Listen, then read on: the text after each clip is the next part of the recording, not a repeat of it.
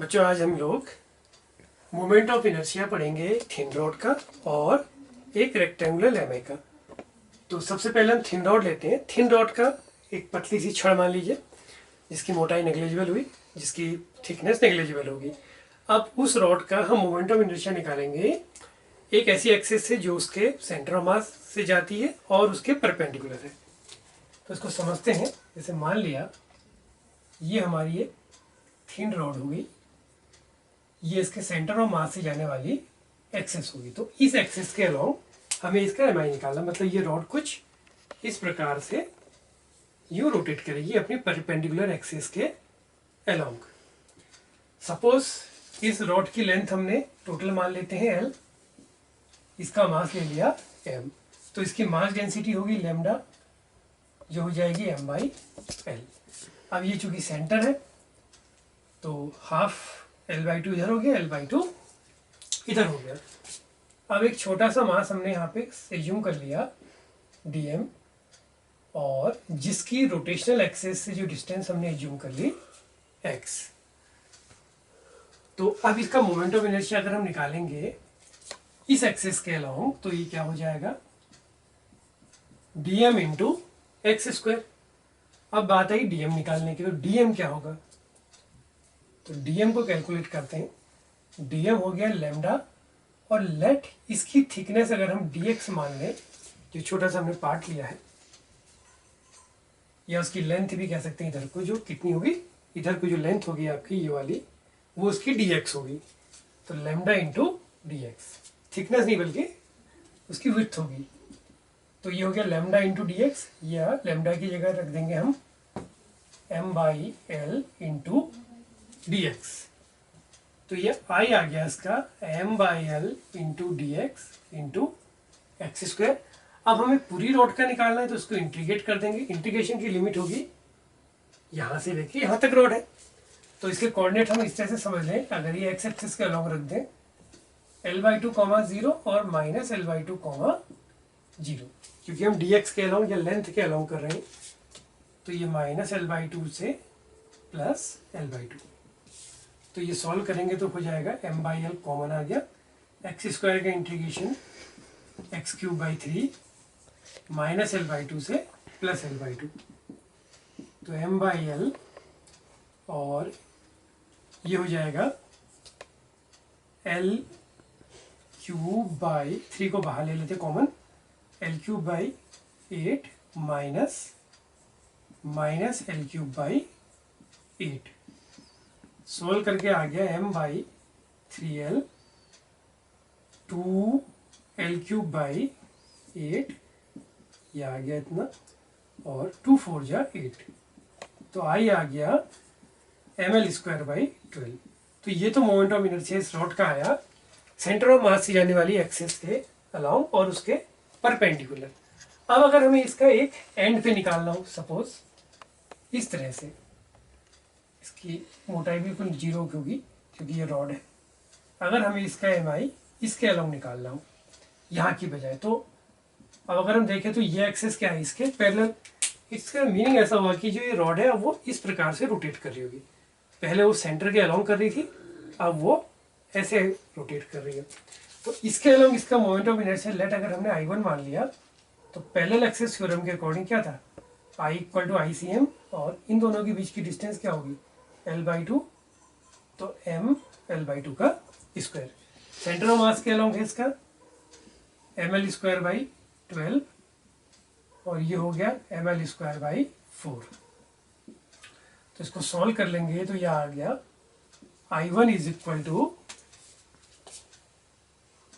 M l square plus three m l square by 12, या इसको और सिंप्लीफाई करेंगे तो ये हो जाएगा 4 अपॉन 12 एम एल स्क्वायर,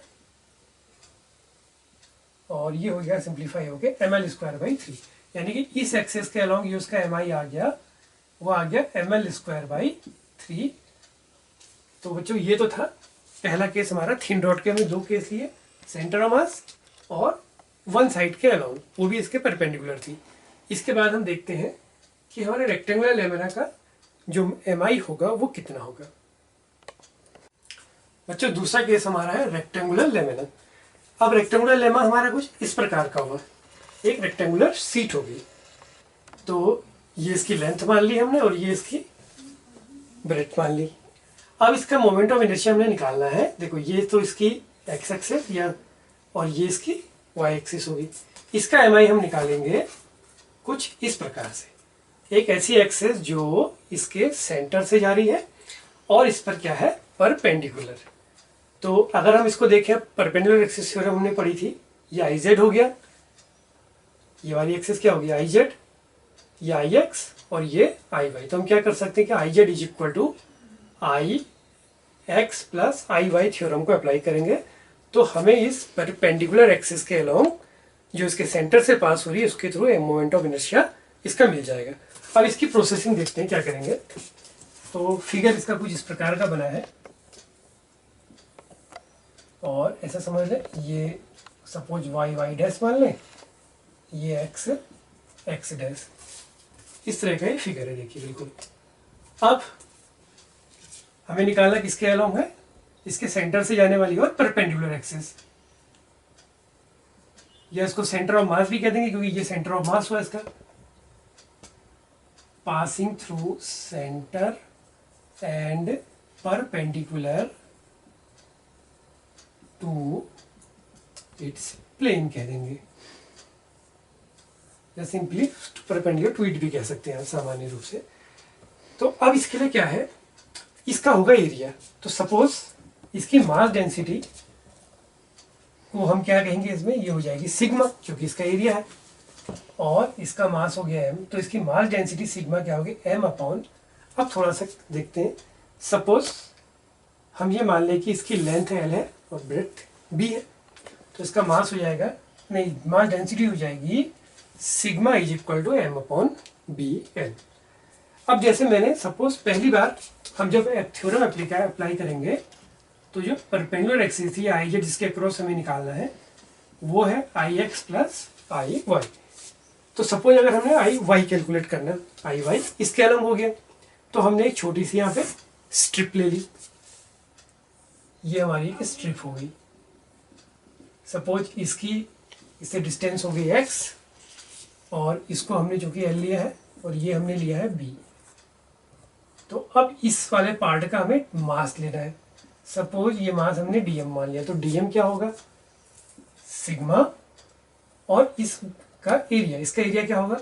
अब अगर हम इसकी विड्थ को dx मान लें और ये इसका b हो गया, तो ये अपने आप में खुद एक छोटी सी स्ट्रिप बनी हुई है, तो इसका एरिया हो गया b इंटू डी एक्स, ये तो आ गया dm। अब जब हम आई वाई निकालेंगे तो वो क्या हो जाएगा,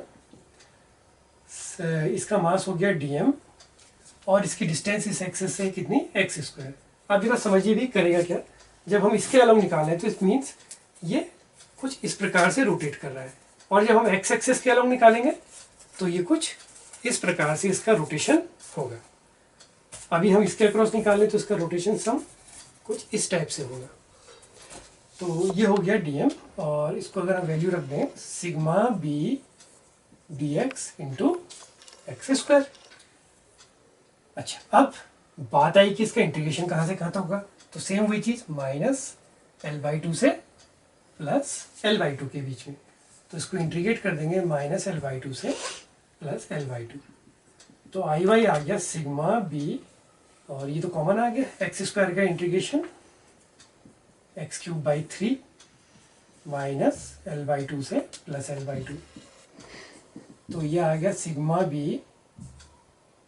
3 को कॉमन ले लें तो सेम वही जैसे हमारा रॉड का केस आया था, ये हो जाएगा l³/8 और लेंगे ट्वाइस कर देते हैं इसको, और ये सॉल्व होके आ गया, ये कैंसिल। तो आई वाई आ गया सिग्मा बी l³/3। अब सिग्मा की जगह रख देते हैं m अपॉन बी एल, तो ये हो जाएगा, ये 4 3 या 12 हो गया।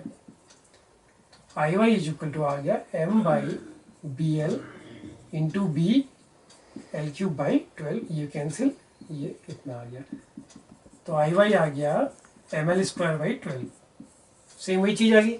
अब इसी तरह से अगली बार अगर हम एक्स एक्सेस के अलग निकालेंगे, तो आप एक स्ट्रिप को ऐसा एज्यूम कर लेंगे, या इसमें अगर समझाऊँ मैं तो अगली स्ट्रिप ये वाली हो जाएगी। तो उस केस में इंटीग्रेशन की लिमिट -b/2 से +b/2, तो उसको करते नहीं है, वो सीधे सीधे हो जाएगा। ये ml²/12 था, उसका केस में आपको बता दो वहाँ पे क्या आएगा, सिग्मा b की जगह पर l और dx की जगह चूंकि हम y एक्सेस को ले रहे हैं तो dy इंटू y² हो जाएगा, और लिमिट -b/2 से +b/2, तो mb²/12। तो हमारा जो नेट आ गया आई जेड, या जो हमें निकालना है कुछ इस प्रकार से, वो इन दोनों को ऐड कर दिया, तो ml²/12 plus mv²/12 it is equal to m/12 l² plus v²। तो बच्चों ये तो था रेक्टेंगुलर लेमा का और थिन रॉड, जो कि दोनों टॉपिक हमने बड़े छोटे से थे, उनका moment of inertia, centre of मास से जाने वाली एक्सेस और उसके परपेंडिकुलर।